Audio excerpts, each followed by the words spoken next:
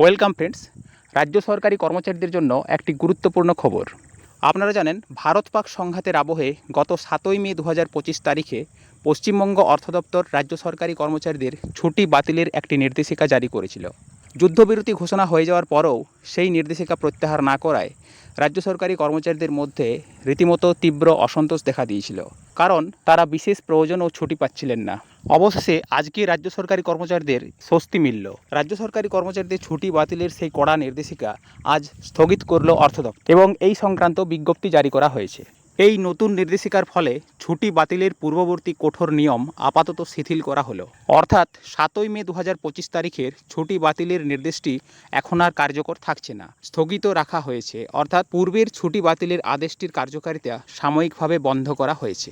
যেহেতু পূর্ববর্তী নির্দেশটি শুধুমাত্র স্থগিত রাখা হয়েছে, ভবিষ্যতে পরিস্থিতি অনুযায়ী এটি পুনরায় কার্যকর হতে পারে অথবা নতুন কোনো নির্দেশ আসতে পারে। ফ্রেন্ডস, এই ছিল একটা আপডেট, আমি আপনাদের সাথে শেয়ার করলাম। ধন্যবাদ।